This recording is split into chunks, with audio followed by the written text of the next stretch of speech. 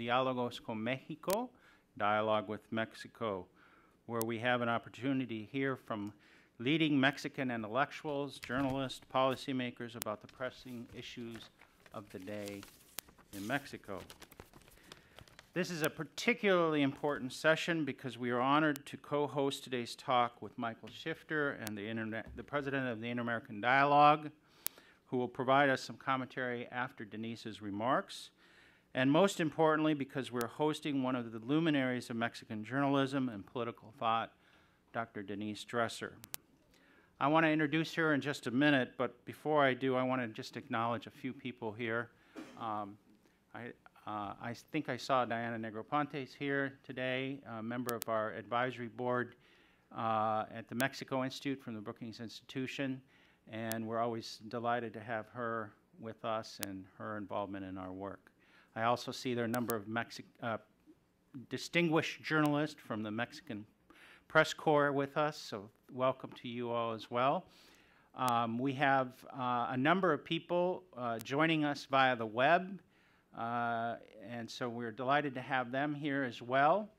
I know that, I believe that they're broadcasting this, viewing this at the U.S. Embassy in Mexico City, because they contacted me last week about this, so hopefully there's some folks there. I don't think that'll change anything you have to say, but anyway, we want to make sure and welcome them and anyone else. I'll give you time to edit your remarks, Denise. As I say, we're delighted to have Denise Dresser with us today. This is the latest in a series of conferences she's held here in Washington. She was at the National Defense University this morning. And each time she's here, the interest she generates in Washington and even back in Mexico is enormous, and we're delighted that she's chosen to join us today. Last year, she was here just after, I believe, she was awarded the prestigious National Journalism Award for a column she published in the Proceso magazine entitled An Open Letter to Carlos Slim. And I invite you to look for that. I think it's a fascinating piece.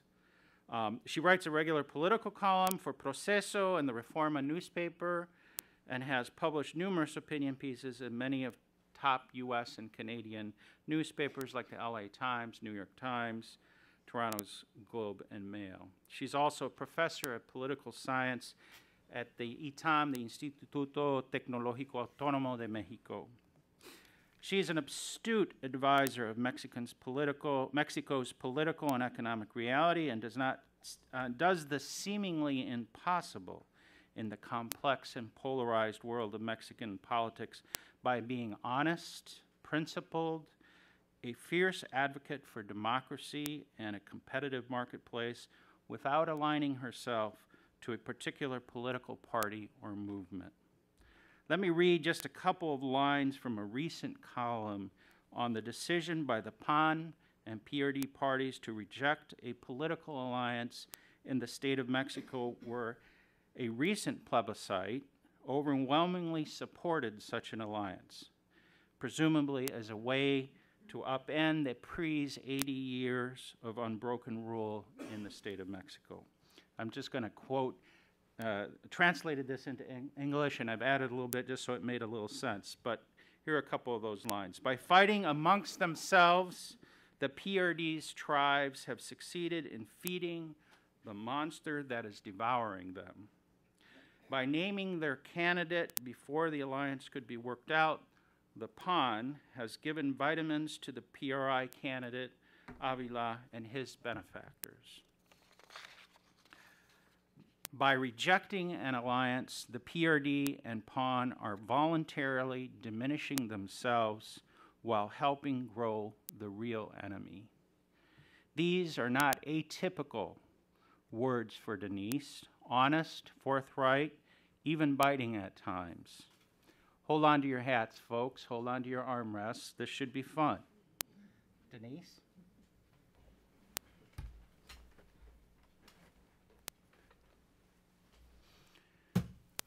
Thank you very much. It's a pleasure to be here.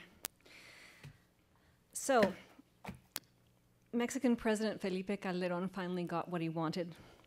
the resignation of U.S. Ambassador Carlos Pascual. He shot the messenger for delivering bad news through confidential cables leaked by WikiLeaks because of the negative assessments they contained on the war on drugs he unleashed 4 years ago. The revelations also bothered the Mexican army for pointing out that frequently it doesn't act on intelligence provided by the United States and shows a strong aversion to risk. Moreover, the ambassador's candid views described a dysfunctional situation wherein Mexican security agencies spend more time undermining each other than they do fighting organized crime. Essentially, Carlos Pascual lost his job for doing it well, for telling the truth, for describing a dire situation on the ground that Felipe Calderon doesn't want to face and the Mexican government would prefer to ignore. But the stubborn truth revealed by the US diplomat emerges day after day, despite the number of top drug pins arrested, the number of weapons discovered, the amount of cocaine seized. Mexico is not winning the war against drug trafficking and organized crime, nothing more and nothing less. The forced resignation of the American official cannot hide the 34,000 dead, and if we continue at this pace, it will be 50,000 by the end of the sexenio. The growing onslaught of executions, the growing percentage of Mexican people addicted to drugs, the rise in the number of kidnappings, the intransigence of impunity. Meanwhile, the official line is that violence is an inevitable consequence of taking on the cartels, creating the ironic situation that my colleague and friend Jesus Silva Herzog Marquez has pointed out, wherein deaths are presented as political trophies. Mexicans are told that in reality, it's only rival gangs fighting to the death when executions transcend the realm of drug trafficking. And Mexicans are exhorted by their government to denounce criminals in a country where 98.5% of crimes investigated are never resolved. So it's no wonder that in a recent Mitofsky poll, 59% of Mexicans believe that the government is losing the war it declared, while only 23% support the current course. Now, it's true, Felipe Calderon deserves recognition for placing the need to confront organized crime as a central theme of the country's national security strategy.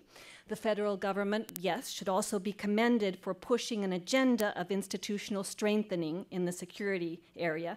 Although it's not clear that it will offer results in the short term, it may serve as a platform for future governments. However, as Eduardo Guerrero has argued in his seminal work on this topic, the Calderon government failed in two crucial areas: the diagnosis of the problem and the method to combat it. The government believed wrongly that criminal organizations would not have the capacity to resist its onslaught. Worse yet, the government believed that as it prepared to begin the war in 2007, that it organizationally, structurally, in terms of resources, was prepared for that tactic. These errors of calculus have had enormous costs for the country in terms of human lives, and the uncontrollable increase in violence in various parts of the country has propitiated that the official strategy of the government revert against itself. As Sun Tzu wrote in The Art of War, all wars entail deception, and Mexico has been its latest victim. The Mexican government simply has not been honest enough about the enormity of the challenges it faces, the counterproductive measures it has taken, the level of US support it has requested, the degree of US involvement it has demanded, the amount of US collaboration it has sought behind closed doors. And therein the contradictions, the evasions, the lack of transparency regarding the terms in which this war is being conducted. Everyone on the Calderon team demands that the United States devote more attention, more resources, more importance to the president's war, but publicly deny doing so when evidence of that heightened US presence in Mexico becomes public. So we've seen as a result of this how in recent weeks the Calderon administration has twisted itself into a pretzel trying to explain why on the one hand it got the US ambassador fired and why on the other it authorized American drone planes to fly over Mexican territory for intelligence gathering purposes.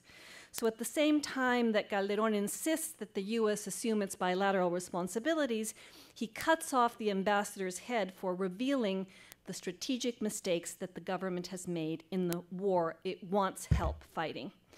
Now, Calderon's contradictory stances are rooted in the reflexive habit of a Mexican political class trained to gain points by kicking the United States. Calderon has sought refuge, traditional refuge, behind the folds of the Mexican flag, under the umbrella of Mexican patriotism, behind the diatribes voiced in the name of sovereignty under siege.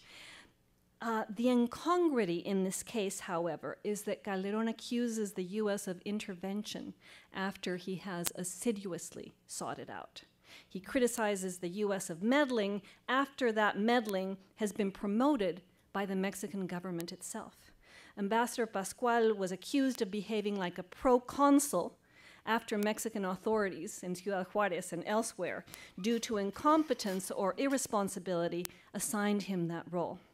In an interview with the Washington Post, Calderon lambasted the ambassador for his ignorance after Pascual sent cables with correct, realistic, mainstream, and incontrovertible diagnoses. They're painful to read, but difficult to contradict.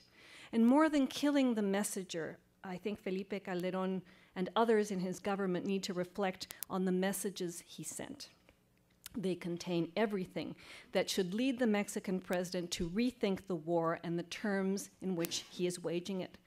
The cable should lead Calderon to rectify a strategy that up to now has increased violence without decreasing drug trafficking. The information that Ambassador Pascual conveyed should force Mexico's executive to redefine as well the country's relationship with the United States in a much more honest fashion. And the success of the war needs to be measured by the reduction of executions. Because if all of this doesn't happen, it won't matter if Felipe Calderon was able to force the US ambassador out of the country or whether he obtained short-term political gains for doing so. In a few weeks, when the ugly American has packed his bags, Ciudad Juarez will still be the most dangerous city in the country and in the world. The homicide rate will continue to grow in an alarming way. Public security agencies in Mexico will remain incapable of preventing, detecting, or sanctioning the vast majority of violent events that have placed the country under siege. The Mexican government will continue to request US aid in a surreptitious fashion and deny the fact when it becomes public. I think the message is clear, at least for me. If we don't change this war, conceived as it has been, executed as it has been, explained badly as it has been, it will end us. And it's not necessary to read Carlos Pascual's leaked cables to understand that. I think at this point, Felipe Calderon probably only has two choices, and if you think that there are more, I'd be happy to explore them in the Q&A. He has only dos sopas, as we say in Mexico. Either you legalize or you Colombianize. The president has reiterated that he is willing to debate the legalization option, but is vehemently against it. He argues that the costs would be higher than the benefits and is not willing to consider an option that an increasing number of experts and ex-presidents are advocating, faced with the historic and proven failure of the same alternatives that we've been following in other latitudes. So Mexico can continue to insist on the same course with the same failed results, or it can attempt to reproduce the Colombian model.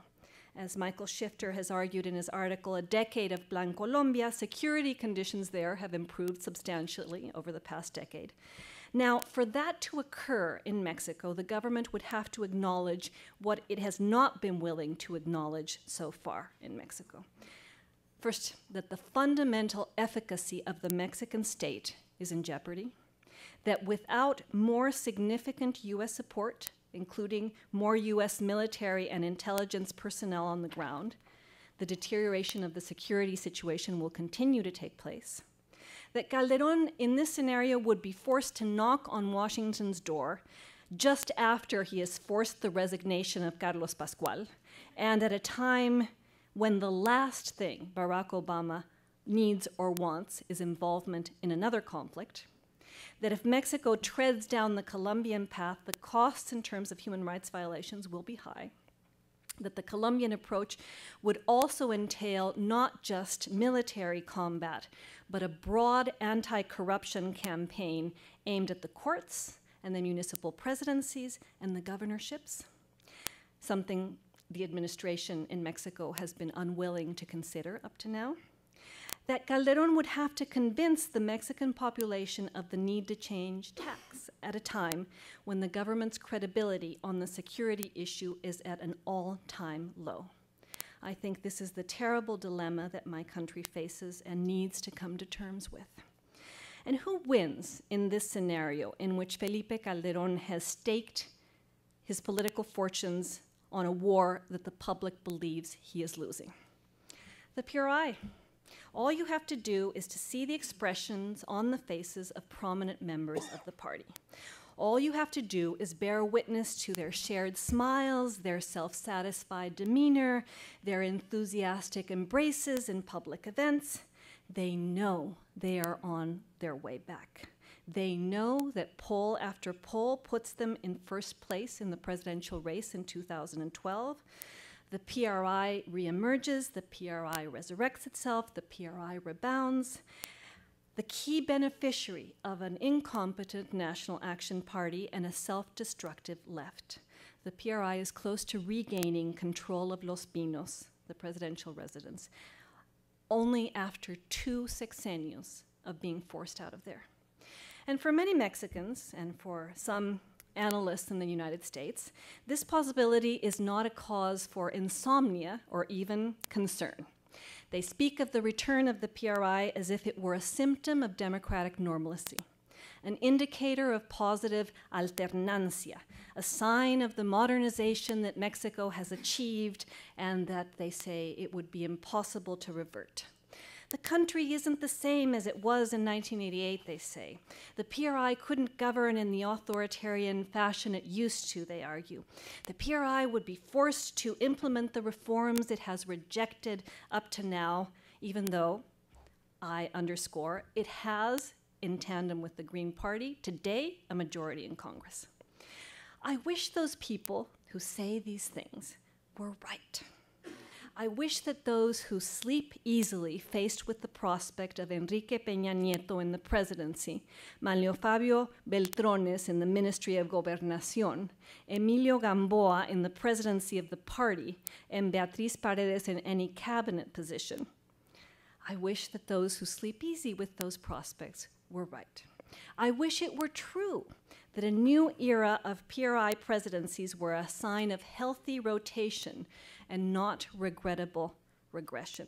I wish it were true that the country had changed enough to prevent the resurgence of the worst practices of the past.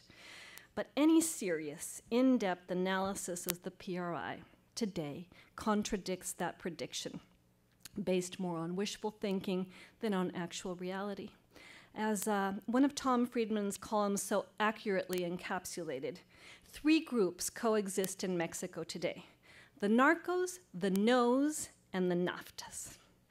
The drug traffickers, the beneficiaries of the status quo, and social groups, basically middle-class Mexicans who aspire to modernization and progress.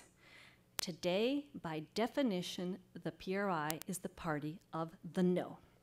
The party that opposes necessary reforms due to the rent-seeking crony capitalist interests it protects, the party that rejects citizen candidacies due to the system of elite rotation it created and defends, the party that resists the modernization of corporatist unions because they constitute its key bases of support, the party that doesn't want to touch monopolies, well, because it was responsible for their construction. The PRI and its bases are the no's because they constitute the main opposition to any change that would entail opening, privatizing, confronting, changing the system that the priistas conceived and still live by. And to those who would question this position, and please feel free to do so in the Q&A, I would urge you to read the atavistic speeches of Beatriz Paredes on the oil industry, to examine the puerile and ill-informed opposition of Enrique Peña Nieto to legislative re-election, to reflect on the questionable business interests that Manlio Fabio Beltrones defended when he shot down reforms to the competition law several months ago, to take into account the alliance that Elbester Gordillo has established with the young dinosaur in the state of Mexico in order to assure that he win the presidential race. There it is. The clientelist PRI, the corporatist PRI, the PRI built on the practice of government as distribution of the spoils. Meanwhile, Beatriz Paredes and others crisscross the country, exhorting Mexicans to give thanks to the PRI, darle gracias al PRI. Thanks to the PRI, Mexico has had political stability for so many years, she proclaims. Thanks to the PRI, there isn't further political polarization, she says. Thanks to the PRI, the country hasn't fallen even deeper into the hole that the PAN has spent the past 10 years digging, she hails. Yet I would argue that there are other lists of PRI accomplishments that it is important to recount as the party stands poised to regain the presidency. Mexico drags behind itself a legacy that should not provide motive for thanks or applause. Mexico is saddled with an inheritance that the PRI distances itself from rhetorically, but is responsible for. Thanks to the PRI, drug traffickers infiltrated the Mexican state in the 1980s. Business began to boom, and it did so with political protection, with the complicity of the federal judicial police, with the collusion of governors like Mario Villanueva and other PRI leaders of narco-municipalities in border states. Throughout the years, the political structure of the PRI provided a shell for organized crime that entrenched itself, not despite the government, but in many ways, thanks to it. And when the panistas reached the presidency, they faced state authorities that had become accomplices, police ranks that had been infiltrated, judges that had become corrupt. And undoubtedly, both the Fox and Calderon administrations have not been able to deal with those challenges in the most effective way. The former due to omission, the latter due to the lack of understanding as to how profound the problem was. But what is undeniable is that the PAN is not responsible for the problem. The PAN inherited it and arguably made it worse. Today, the PRI blames the PAN for the mess it left behind. Thanks to the PRI, impunity has become a way of life in Mexico, a necessary condition for the functioning of the political system, una condición necesaria. As ex-President Miguel de la Madrid acknowledged to Carmen Aristegui in an interview for which she won the National Journalism Award. The PRI inaugurated a power-sharing system based on the political protection of its members, independently of the students they assassinated, the state coffers they plundered, the scandals they were involved in, the economic debacles, 82, 88, 94, they created. So it's no surprise that Felipe Calderón allegedly said in a recent event, Dios quiera y no regresen a la presidencia. Let's hope that God doesn't let them return to the presidency.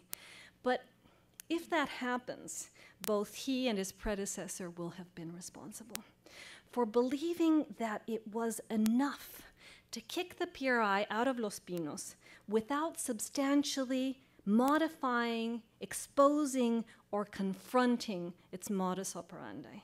The great mistake of the PAN has been trying to operate within the structure that the PRI created instead of dismantling it through substantive political and economic reform. The enormous error that the PAN has been responsible for is emulating the priistas instead of rejecting the way of life and the way of doing politics that the PRI conceived and I believe has done such damage to the country.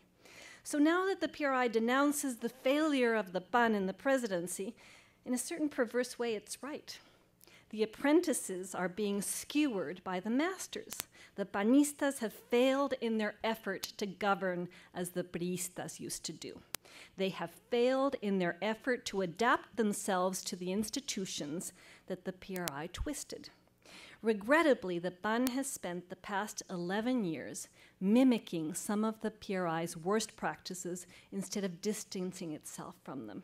The PAN has not known how to intelligently take on the old regime. At times, it has seemed that PAN leaders don't even want to do so. They've copied everything that their party was conceived to combat. Anti-democratic union leaders, corrupt governors, pervasive patrimonialism, and as the polls underscore, many Mexicans believe that if the PAN keeps on governing as the PRI did, perpetuating privileges, protecting crony capitalists, creating clienteles, but doing so less effectively, why bother to vote for it? As Jorge Castañeda has said, pa priistas en el gobierno, pues mejor el PRI.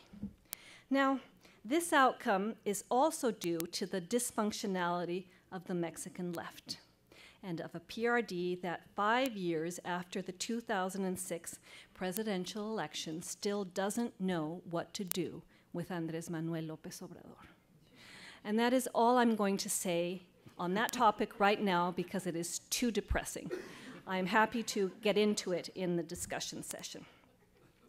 Meanwhile, to get to my last point, I've gone through drugs, dinosaurs. Now let's talk about Mexico's dithering. We are told that the problem over the past 11 years has been that we have a democracy that isn't able to reach accords, a political system in which parties have no incentives for collaboration. The reforms that Mexico needs don't happen due to the lack of consensus, is the common refrain.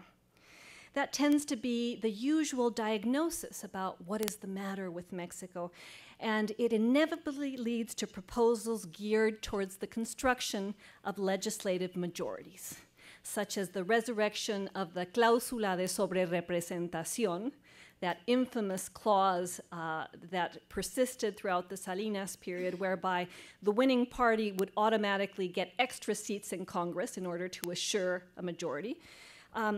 This reform is strongly favored by Enrique Peña Nieto.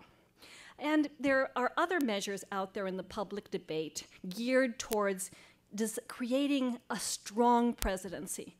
One of the types of measures that Felipe Calderón favors is, for example, a segunda vuelta in the presidential election so that the party that is voted in gets a legislative majority. Now, faced with that diagnosis and those recommendations, I'm not sure that we're centering our attention on the right problem. I believe that Mexico isn't prostrate due to the lack of agreements or the inexistence of consensus or the absence of legislative majorities. In Mexico, there already is a tacit agreement among politicians, businessmen, unions, governors, and other beneficiaries of the status quo. But it is an agreement to not change. Es un pacto para el no, a pact for the no, so that there are no deep reforms that affect historically protected interests, so that it is not possible to reduce the slices of the pie that privileged sectors devour in order to design a bigger pie for everybody. All you have to do to prove this is to examine the reforms and initiatives and laws that do get passed. Energy reform, approved by a legislative majority that did not deal with the rent-seeking practices of the Pemex union. Fiscal reform, approved by a legislative majority that did not address the numerous corporate loopholes and exemptions and instead went after the captive middle class. The tax exemption to new players in cellular telephony, approved by legislative majority that did not seek to enhance competitiveness in the sector, but rather grant another favor to Televisa. Last year's budget, approved by legislative majority, that did not seek to redirect public spending to unleash economic growth, but rather funneled it to unaccountable state governors. In Mexico, every day, and this is my point, majorities are created in Congress, but they are majorities that manage to preserve instead of transform. Majorities created by congressmen and senators forged by interests they want to keep on protecting, including their own. Because of the veto centers they must take orders from or ingratiate themselves with, Televisa, Televisión Azteca, Carlos Slim, Cemex, because of the derechos adquiridos or acquired rights in the unions, including the derecho adquirido or acquired right that a member of the teachers union has to sell, inherit, or trade his or her post for sexual favors, something that even Elbester Gordillo has been forced to recognize.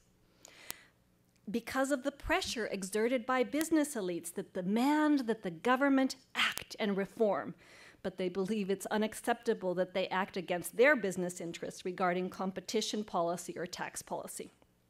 In Mexico, everybody demands reform, but always in somebody else's sector, en los bueyes del vecino. And moreover, when even timid reforms do take place, business elites block them through legal and political maneuvering.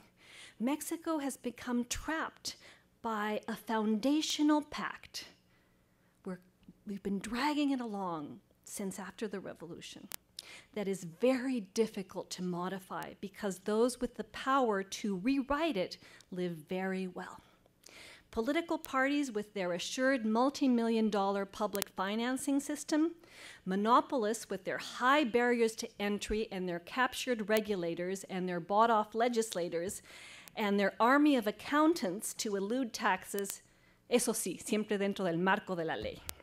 Governors with their federal budgetary transfers and the capacity they have to spend them in a completely opaque fashion, and the National Action Party unwilling to touch those vested interests or those veto centers over the past 11 years, it has controlled the presidency, for fear that they will throw their support behind the PRI once again. And the paradox here is that those vested interests are already throwing their support behind the PRI again. I call this a system of extraction without representation.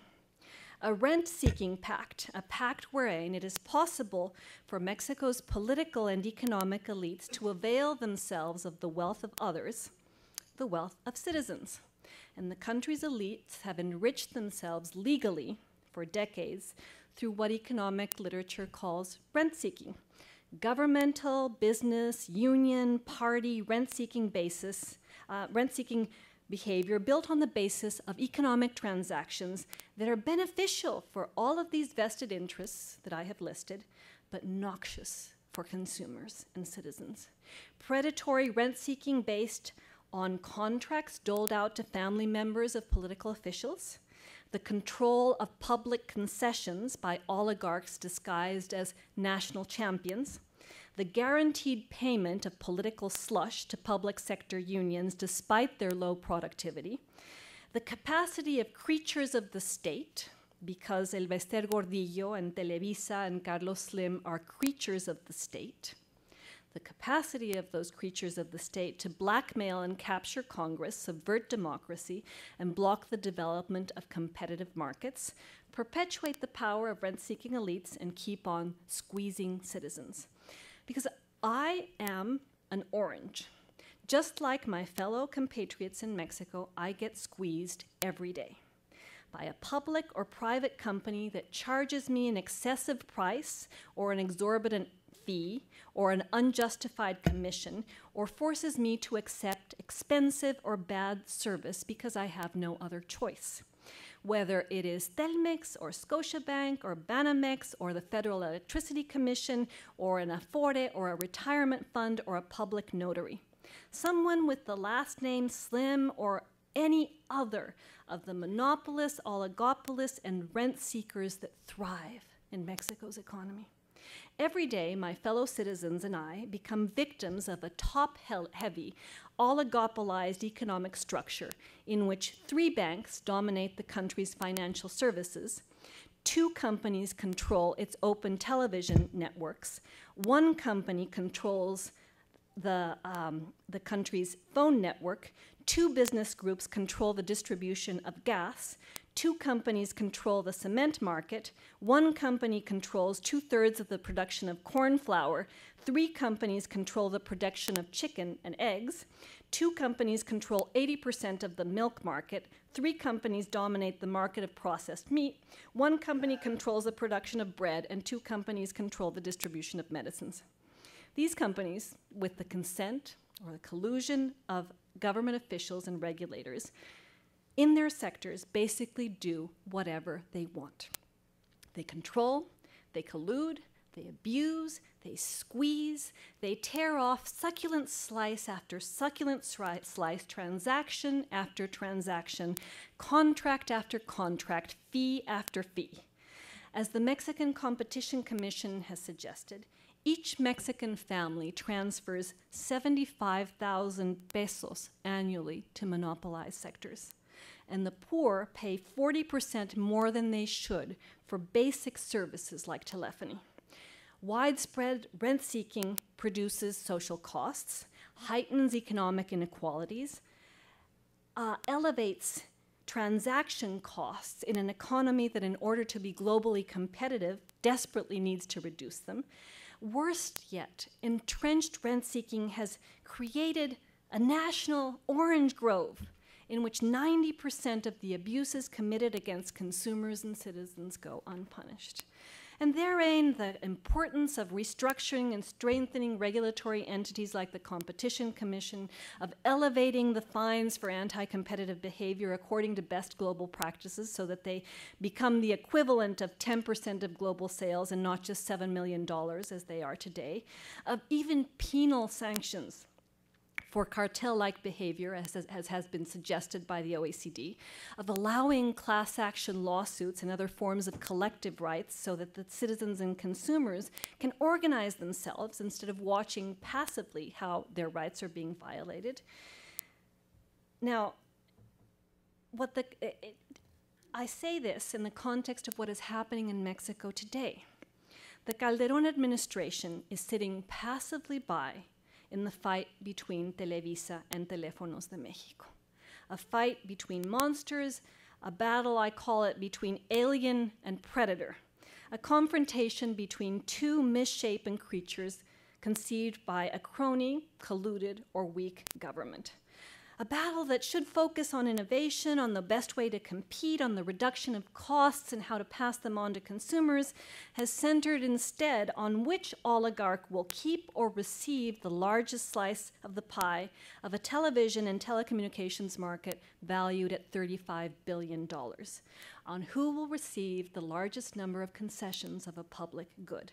The fight over interconnection rates between Mr. Slim and Mr. Azcárraga, or if Mr. Slim should be allowed into the cable television business, obscures fundamental and structural themes about the bad rules that regulate the functioning of the Mexican economy. Rules that favor predators over consumers, that strengthen monsters instead of containing them, rules that permit counterproductive concentration instead of indispensable competition. Competition that the Calderón government has not tried to promote as strongly as it should have, despite the favorable rhetoric of over the past 4 years. Competition that should include measures that neither of these 2 monsters want, such as a 3rd television network, much lower interconnection rates, multi-billion-dollar fines for monopolistic practices, sanctions to those who would violate the terms of their concession, including, I would argue, the revocation of that concession. Changes that hesitant authorities have refused to adopt, modifications that a captured Congress has been reluctant to support, alternatives that courts and judges have successfully blocked, and as long as that doesn't change, the current stalemate simply illustrates the promotional phrase that accompanied the trailer of the film, Alien versus Predator: no matter who wins, we all lose. Mexicans lose. And it's not due to the lack of congressional agreements or the absence of legislative majorities. Mexicans lose due to what Santiago Levy and Michael Walton describe in their book, No Growth without equity, inequality, interest, and competition in Mexico. Mexicans lose because of the perpetuation of an unequal pact that leads to the concentration of wealth in few hands, an inefficient pact because it inhibits accelerated economic growth, and worse yet, it is a self-sustaining pact because its beneficiaries have no incentives to alter it. Now, the question for Mexico becomes how to change those rules of the game, how to emulate what other countries with top-heavy economic structures have done with their public and private monopolies, those monopolies that strangled their economies. Well, remember when the Rockefellers and the Vanderbilts and the Carnegies dominated US markets? They could, as Carlos Slim and others in Mexico do today, behave as they wanted to. And little by little, the public began to raise its voice. The uncontainable power of the robber barons led to a progressive movement, ultimately championed by Theodore Roosevelt. The owners of the government of the United States are the capitalists, he railed. The government has become the adoptive son of the vested interests, he claimed. And then his government devoted itself to breaking them up or regulating them better. The fundamental defining challenge for Mexico is how to reproduce that liberating experience, reform and regulate in the name of the public interest and level playing field capitalism. The Mexican government needs to send unequivocal signals about how it is going to deactivate those veto centers that are blocking economic growth and democratic consolidation. Tiene nombre y apellido.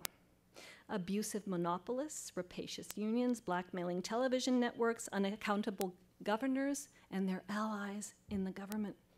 For Mexico to do more than dither, economically speaking, important decisions that unleash economic growth, strengthen the regulatory capacity of the state, and contribute to level the playing field by enhancing competition, those decisions need to take place.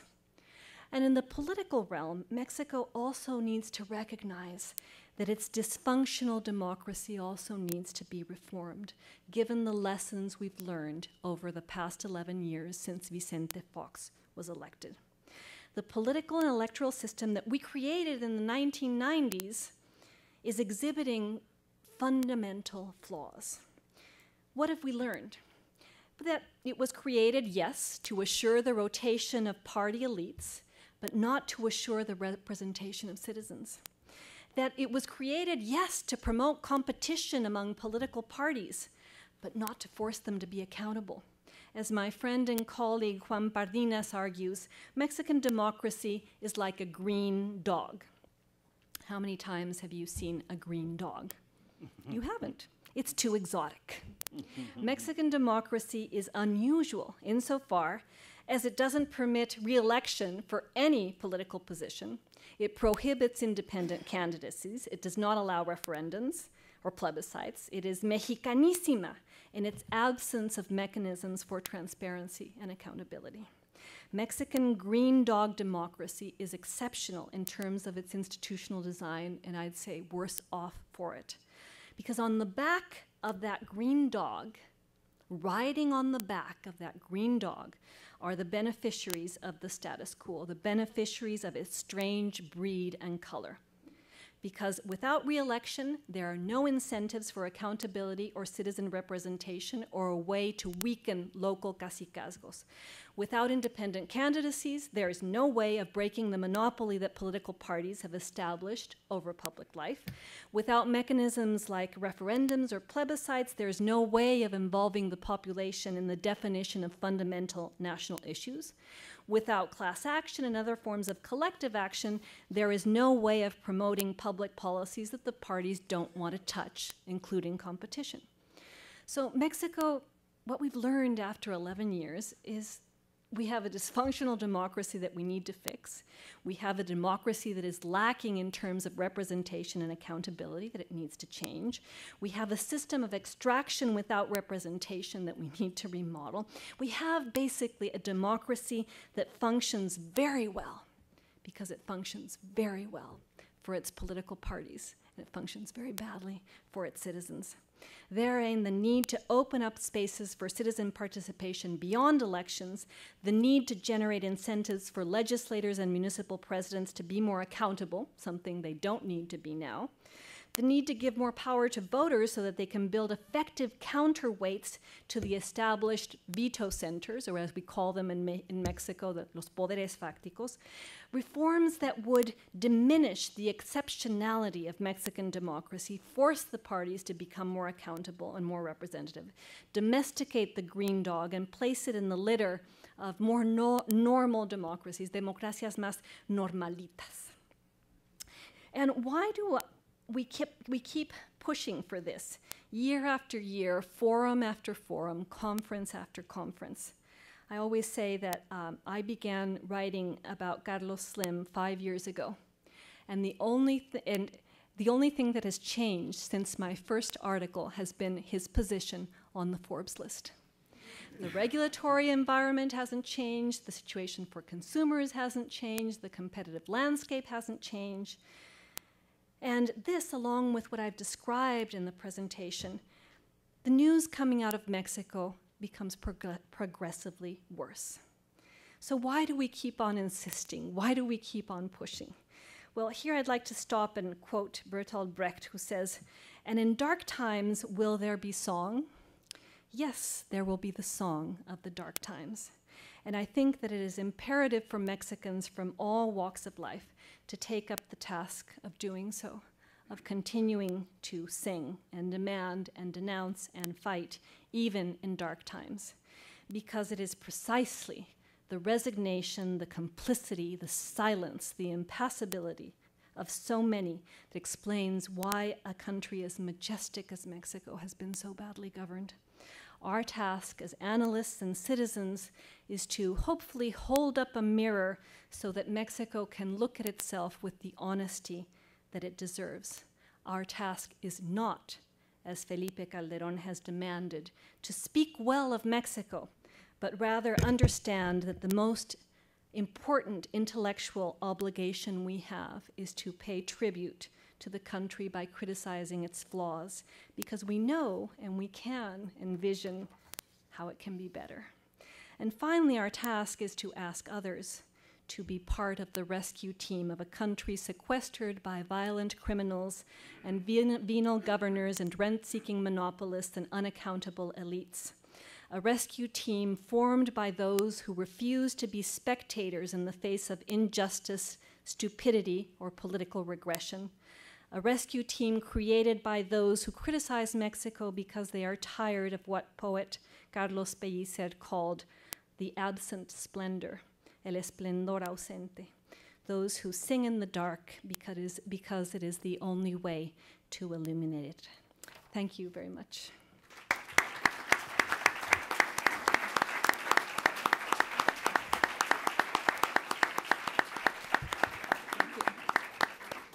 Thank you, Denise. As always, you don't disappoint. You give us a lot to think about.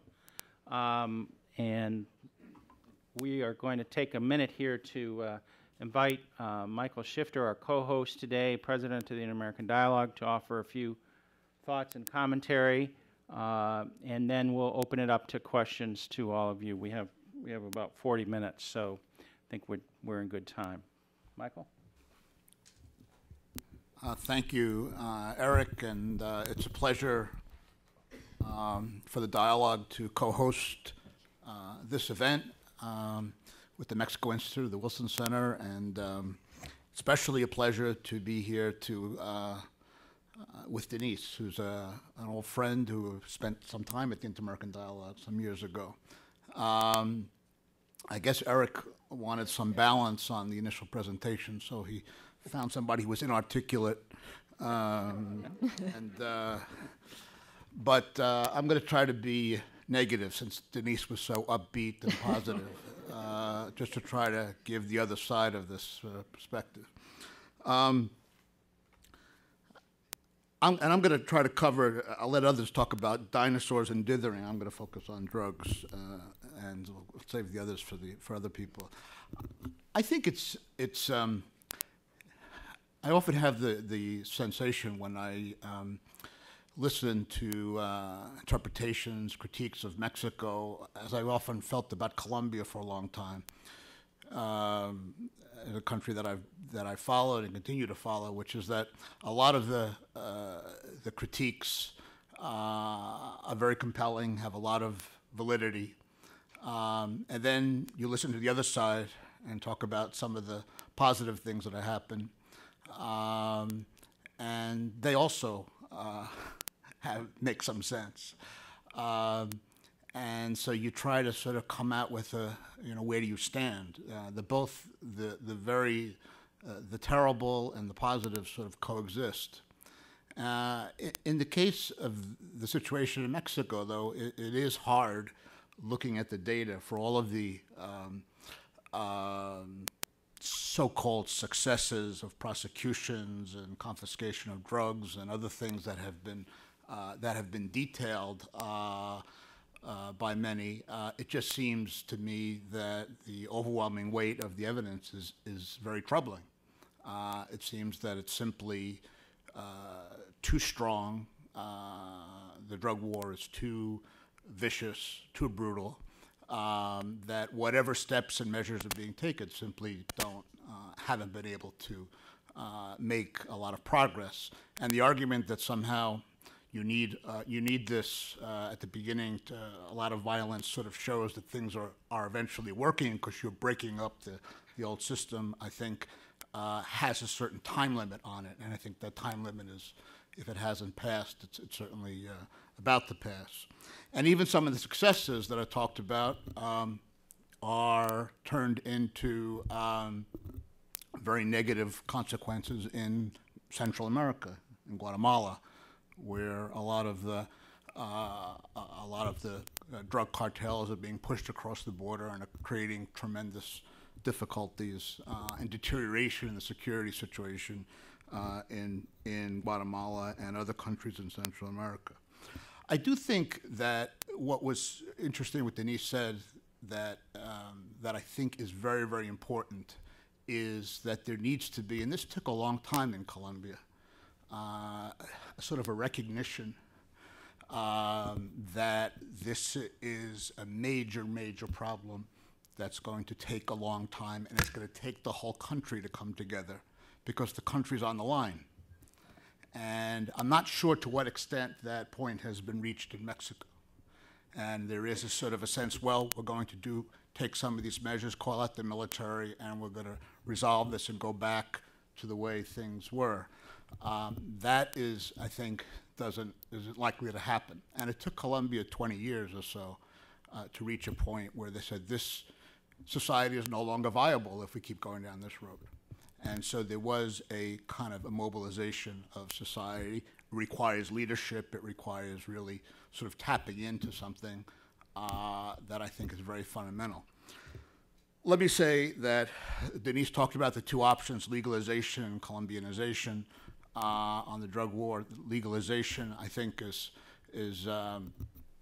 obviously a debate, in my view, a debate that needs to happen. I'm not sure there's really compelling evidence that necessarily is going to be the solution, but it's certainly, given what we have today, there needs to be a serious discussion along those lines about what steps can be taken in the legalization path. Colombianization, as Denise said, the security situation has improved in Colombia, but the drug trade is very serious and continues to be very serious. And there are now even the security question has reemerged as a major concern.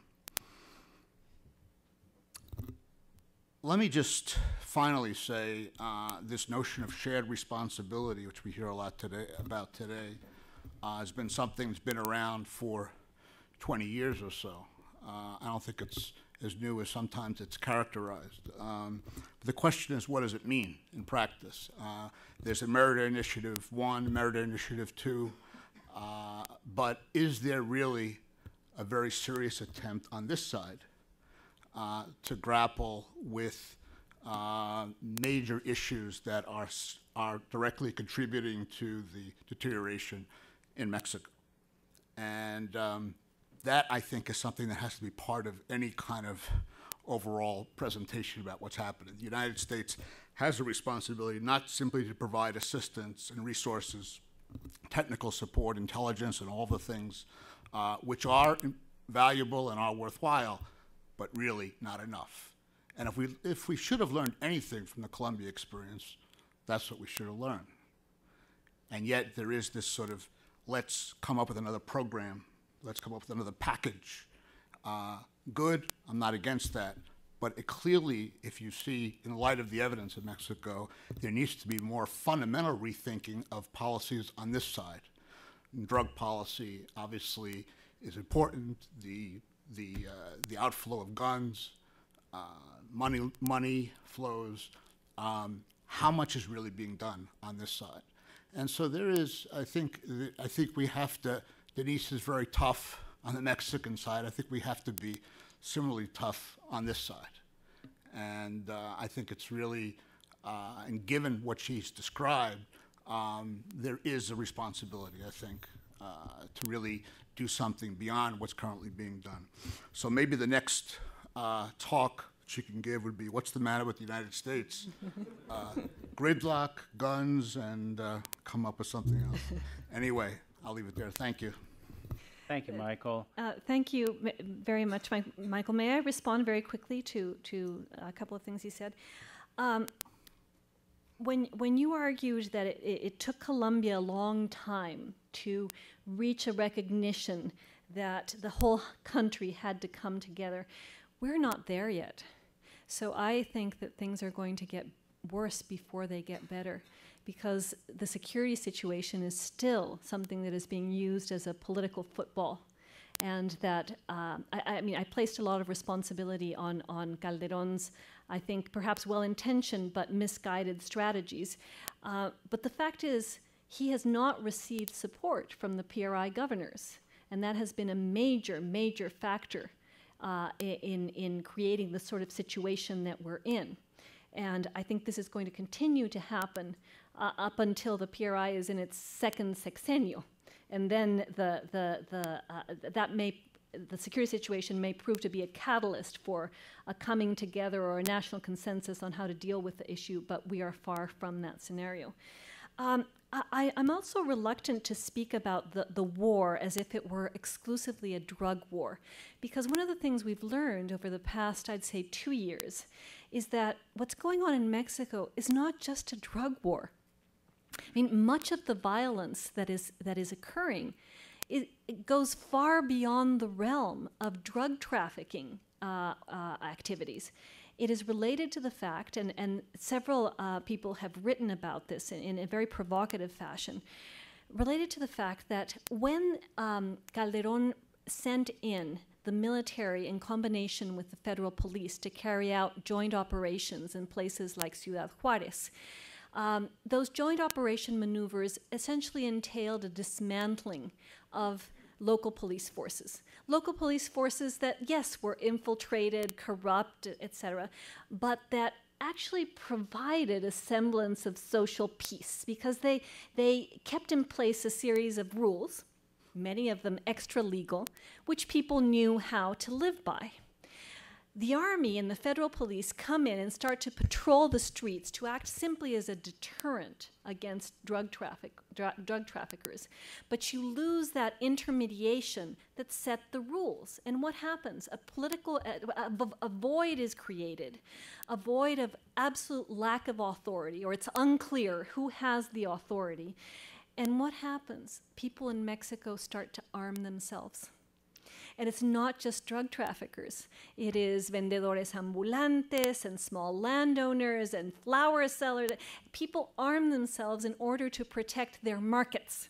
And it's not just the market for drugs. It is the market for anything that, in the absence of state authority or in the crumbling of the authority of the state in places like Ciudad Juárez and elsewhere, it becomes a free-for-all that is leading to the increase in violence, the incredible rise in the homicide rate that is not necessarily drug-related.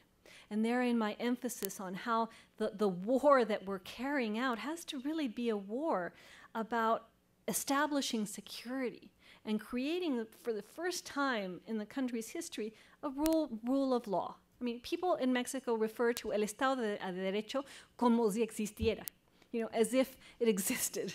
When I would urge you all to see Presunto Culpable, the documentary about the Mexican judicial system, so that you know exactly what sort of context we're living in. I think that's the real war that Mexico needs to win. Drug trafficking is simply symptomatic of a deeper, more structural problem that has to do with the absence of an effective rule of law. And I didn't speak much about joint responsibility on the part of the U.S., but I have a lot to say about that. Because I'm surprised. No, we are living in this completely contradictory scenario whereby in the United States there's no war on drugs. I think that the U.S. has given up on fighting the war on drugs domestically. I mean, all you have to do is have you ever seen The Wire, that extraordinary television series about the war on drugs in Baltimore? Alessandra Stanley, the critic, the television critic for the New York Times, once said that there is television and then there is The Wire, in one of Obama's favorite television shows. Anyway, the whole point of The Wire, in the final episode, Detective McNulty, who has been involved in this terrible, violent, and ultimately futile war against drug traffickers in Baltimore, glances down from a hill at his devastated city and realizes that his efforts have been for naught. And he says, "It is what it is." And what's happening in the US is that you're starting to see a mentality of it is what it is, and people beginning to adopt much more of a public health approach to the drug issue and the decriminalization of drugs and the push towards the legalization of marijuana in, 13 or 14 states. And Calderón was right when he came here and said, you are pushing me to fight a war that you are unwilling to fight in the same terms in your own territory. And you are pushing me to use scarce resources and the military and all of the few things we are capable of, while at the same time you are allowing people to consume marijuana for recreational and medical purposes, and you're treading down that path. So I'd say there is a fundamental contradiction in the way in which we are dealing with these issues on both sides of the border. And then the second thing is, when Hillary Clinton went to Mexico, I guess last year, there was a dinner with her and about 15 women that I attended. And the first thing I asked her was whether the Obama administration was going to be willing to use its political capital to resurrect the ban on assault weapons. And she, without hesitation whatsoever, said no, absolutely no, not, of course not. Congress will not support us. The president is not going to basically lift a finger. If there's no control over weapons in the United States, how many of them flow across the border on a daily basis? According to the Brookings Institution, I think it's, 2,000 a day? I mean, there's a key source to the problem that Mexico is facing, and much of it has to do with the access to weapons. When I said Mexicans are arming themselves, and it's not just drug traffickers, where are they getting those weapons from? From drug fairs all over Arizona and other border areas. So I think unless that changes in the United States, fighting this war is attempting to harness an earthquake or a typhoon. We simply don't have the resources, the manpower, the capacity to wage this war in the fashion in which the U.S. has requested that we fight it. Thank you. Another question? Yeah, raise your hand. We have a couple folks here. There's Sarah, gentleman here in the middle. Yeah. Please identify yourselves and keep your questions short. Hi, Ben Bodner from the Rendon Group. I guess this is just both to Denise and Michael.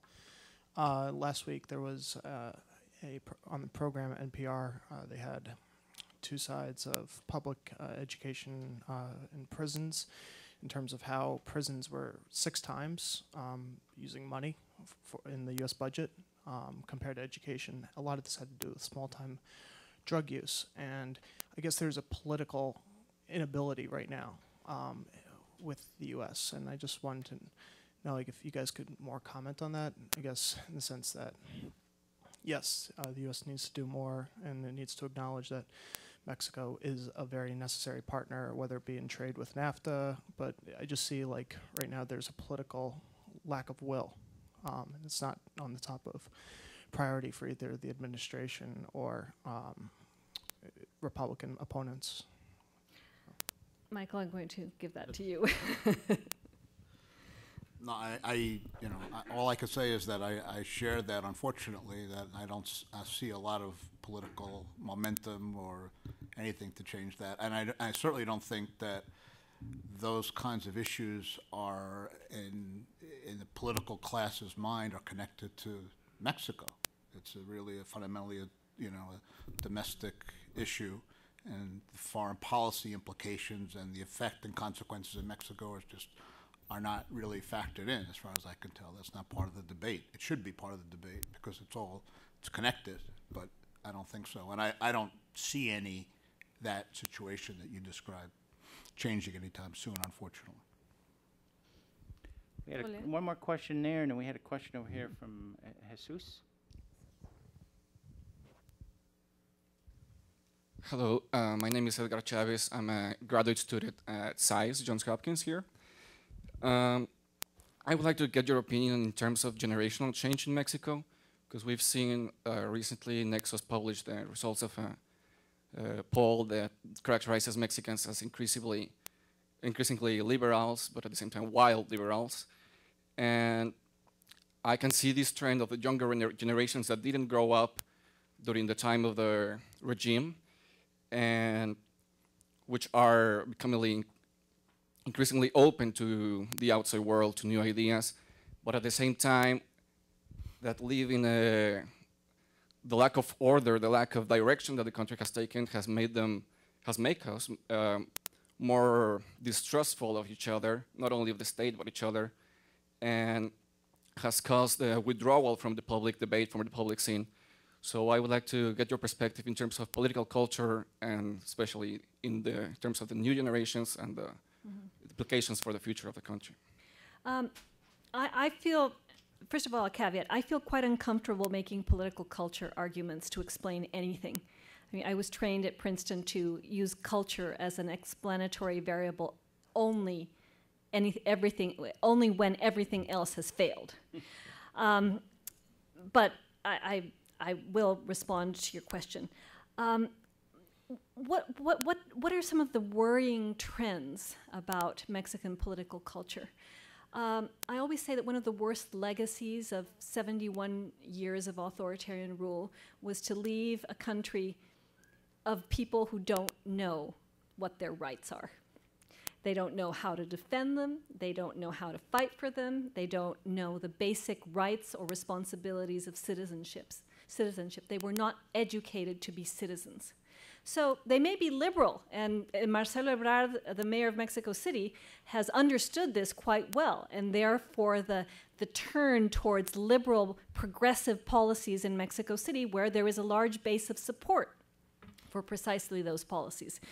But the disturbing trend I see is this apathy, this delinking from public life, this mistrust.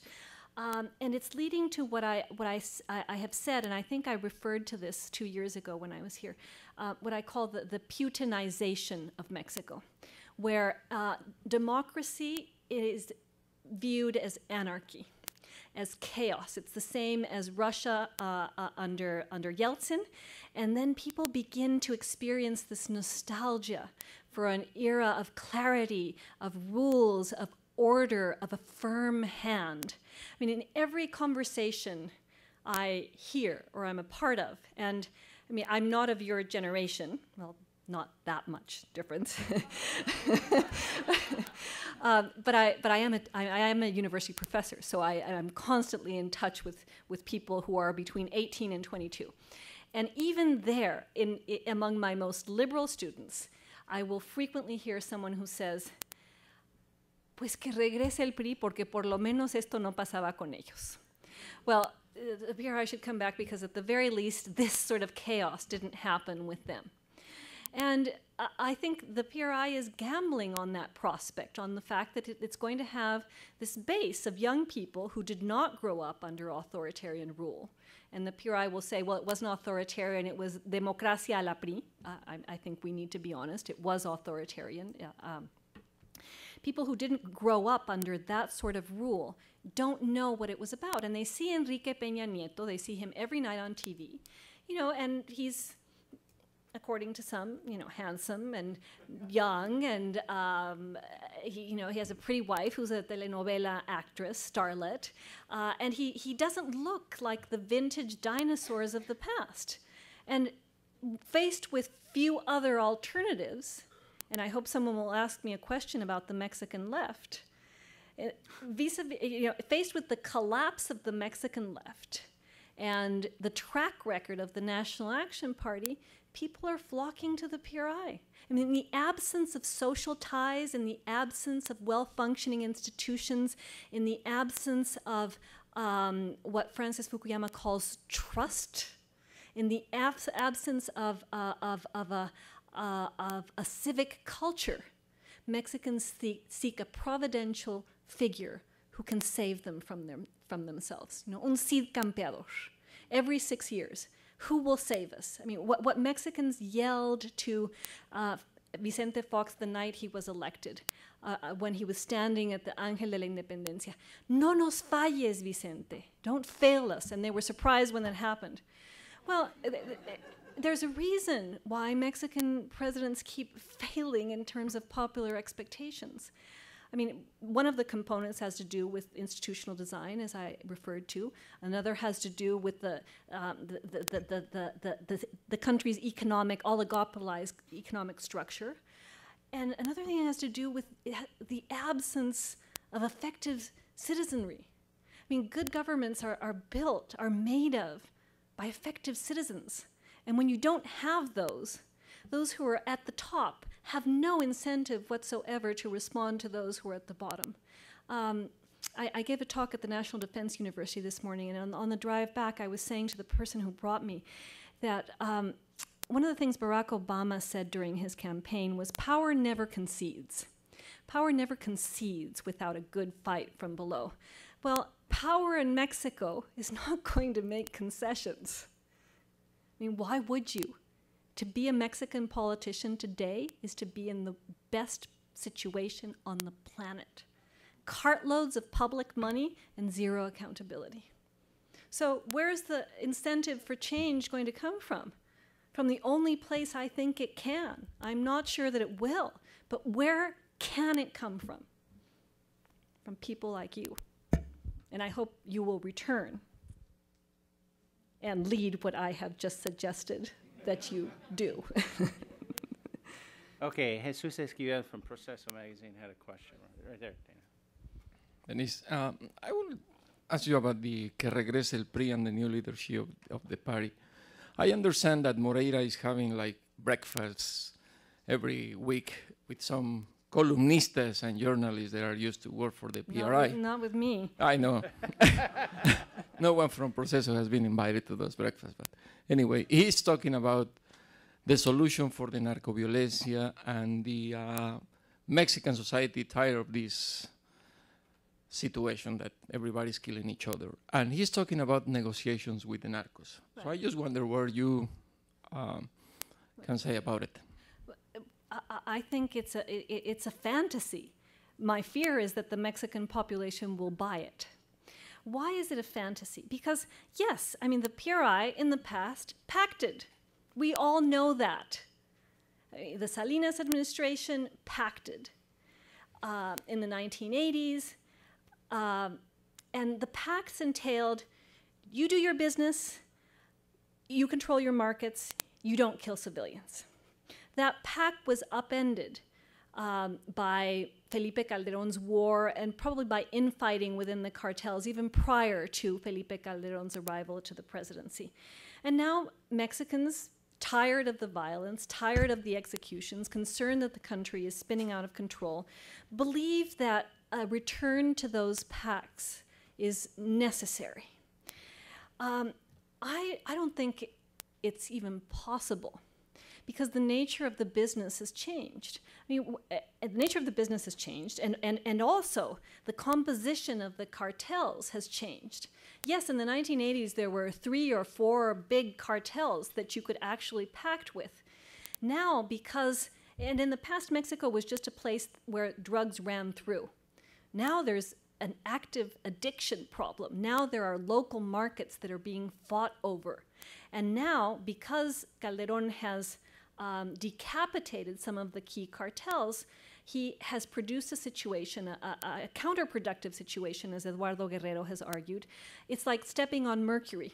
It's this effect of atomizing groups that were large and controlled by one person and creating 20 small splinter groups. So in that sort of situation, it's very hard to reach the sort of pacts that the priistas are suggesting they can assure for the country, let alone the ethical and moral dilemmas of a government sitting down to negotiate with drug traffickers. I mean, I think many of the country's problems stem from the fact that we've never had an effective rule of law. I mean, how are we going to transform that particular situation or foundational problem if the government is willing to pact with criminals? So I'm very much against what Moreira is suggesting. And I know that many people here and elsewhere in Mexico say, oh, Denise, ¿por qué le tiene tanta aversión al PRI? Why is she so averse to the PRI? Well, as I was writing out the section on the dinosaurs for this presentation, I started to reminisce on everything that I remember from that period in time. And I only wrote a couple of paragraphs, but I could have written a whole book on the fact that yes, the PRI provided stability, and yes, it was probably less repressive than its Latin American counterparts, and yes, there was, there were elections, even if they were a sham, and yes, the PRI created institutions, but it also it completely twisted the functioning and the objective of those institutions, and many of the problems that we now face as a society, as a country, stem from the legacies that we are carrying from our priista past. I'd say the most important of those being corporatism, clientelism, and impunity, that were, without a doubt, creations of the PRI, necessary conditions for the functioning of Mexico's particular political economy. And those conditions have not changed under democratic rule, because we focused on the electoral transition. We focused on how we could get other parties into the pact, not how we were going to rewrite that pact. And this has been the essential problem.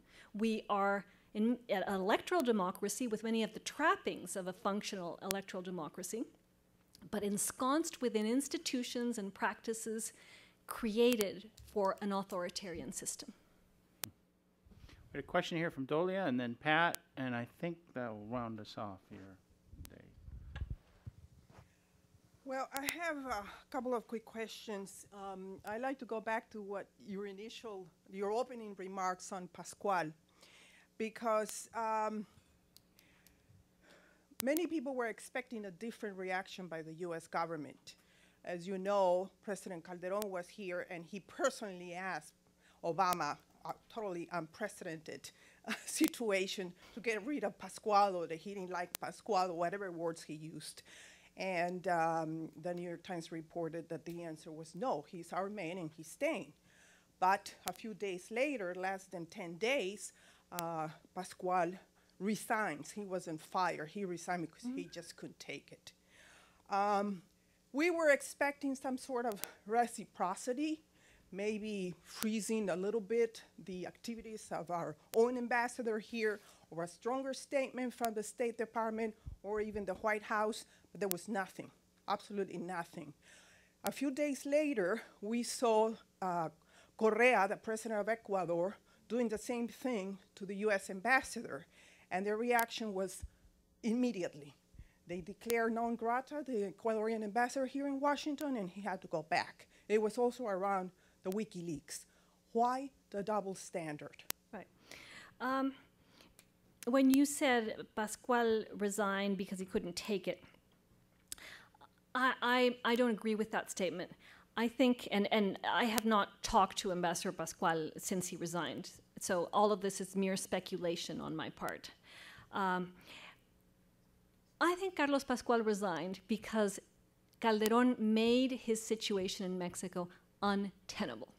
From the moment that Felipe Calderón, in both interviews, said that that Pascual was ignorant, that he was ill-informed, that he had wounded the military's pride, et cetera, et cetera.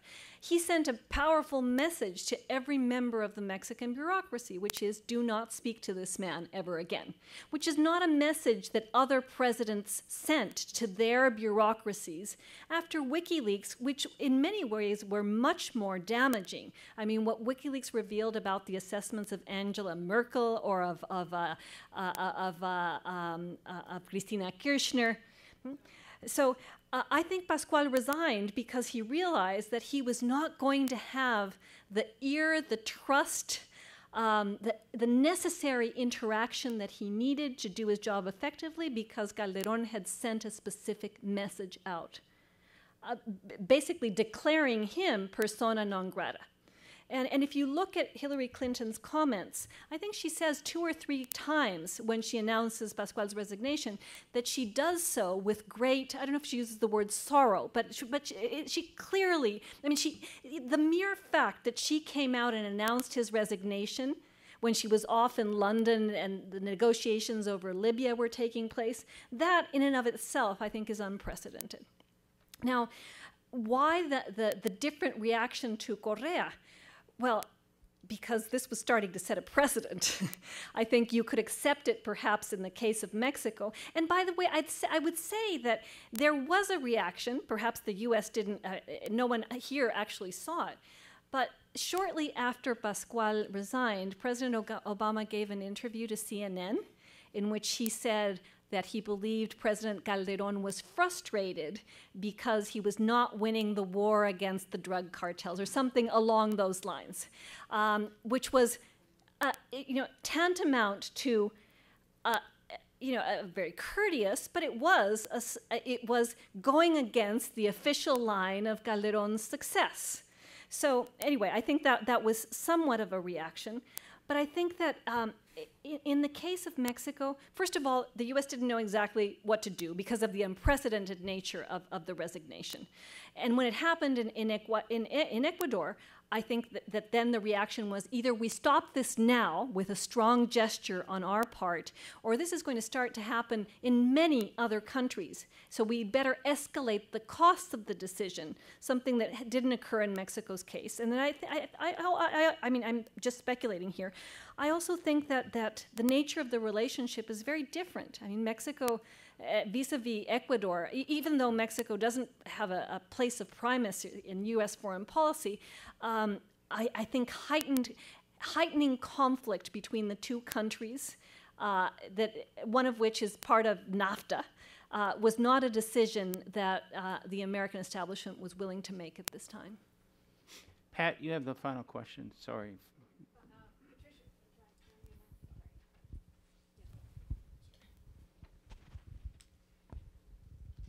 Patricia Fagan, U.S. Institute for Peace. I hope I'm not grasping at straws here, but this discussion has been around the dilemma of, the one hand, what we could see, the seemingly collapse of a state that's a monopolistic authoritarian state from which all power emanates, leaving a situation of local disasters on the one hand, and a dichotomy between the state here and the Mexican citizen, the orange, as you call it, on the other. I want to ask you about subnational institutions at the state level, at the non-state level, inside the party structure, outside the party structure. Are there any initiatives or promising developments that don't take place from the state level that may be leading somewhere? Thank you. Right. what happened is that during our transition, so many efforts were made to contain the imperial presidency and to contain the arbitrary nature of central federal executive power, that power was wrenched away from the president. So we witnessed a massive redistribution of power in Mexico. Some of it good, because it went to the media, it went to civil society, it went to human rights defenders, it went to the obvious beneficiaries of democracy. But some of that decentralization and dispersion did not have beneficial consequences. Decentralization became, in Mexico over the past 11 years, a double-edged sword, because you ended up empowering, people like me and Mario Marin and Ulises Ruiz and Emilio Azcárraga. In other words, you ended up giving power to state governors, to monopolists, to poderes fácticos, and to drug traffickers who filled the political void left by a presidency that had been in many ways rendered powerless. I think when I was here 2 years ago, I talked about Felipe Calderón being a Mexican Gulliver, being all tied up by the vested interests of Mexico. So what happened is that you saw a country that began to resemble what Wayne Cornelius calls a Swiss cheese.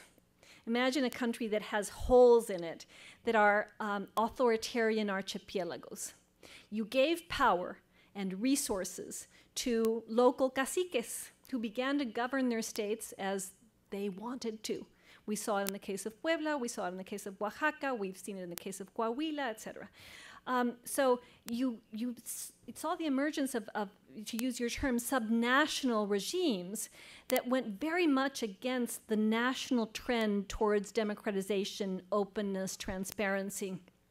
And I'd say that those two trends coexist in an uneasy fashion in Mexico today. You get people pushing for greater accountability. For example, the Mexico Competitiveness Institute that is publishing for the first time, transparency indicators, grading states and municipalities on the basis of their openness and transparency. The state of Mexico, by the way, is in last place. Last place of the transparency index created by the IMCO. And you see all sorts of NGOs emerging and trying to gain space for themselves in this more open context. But then you go to places like Coahuila, or you go to places like Puebla, or you go to, until recently, places like Oaxaca, and it was like going to a fiefdom, where time had not passed, where the media was controlled by the government and his family, where contracts were given out on the basis of patronage, where local transparency institutes had been eviscerated, where local electoral institutes were completely under the thumb of the governor. And I think that characterizes Mexico today. It's a place, Aguilar Camín refers to it as a place of ashes and seeds, where the remnants of the old regime still persist and are being empowered by the current context, including the fact that you still have this pacto federal, wherein the state, the federal government basically doles out money to state governors with zero accountability. So you end up propping up people like Mario Marin or others. At the same time, democracy is creating contexts of greater opening and challenges to state authority, but I'd say in a very incipient fashion. Thank you very much, everyone, for coming today. Thank you, Denise. Thank you. Thank you, Michael Shifter, for your inarticulate commentary. No, sorry. Just a quick announcement. Our next big activity here will be on April 27th. We'll have a conference on Pillar 4 of the Merida Initiative, the aspect of it that deals with social investment and building resilient communities. There's an announcement on the table. Thank you all for coming, and thanks for you, those of you who are on the internet.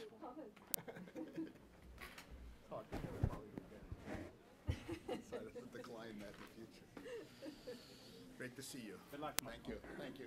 Thank you, sir. So have a good trip. Yeah, thanks. And we Okay, will we'll be in touch. Good. Thank you. Oh, sir. How are you? Thanks, Denise. Appreciate it. Brilliant as always. You know Howard? Yes. Denise. Hi, Pat?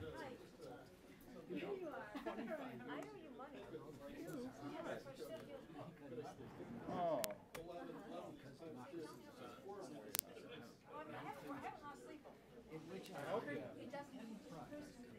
I can't remember what it was even. It was something like $20 or $25. All the things you called for. Sure. But only a more advanced model $20. of extraction, of corporatism. Fair enough. So there we are, you know, everything that we talked about Huh? Yeah. is pretty much, it's just, the system is adjusted.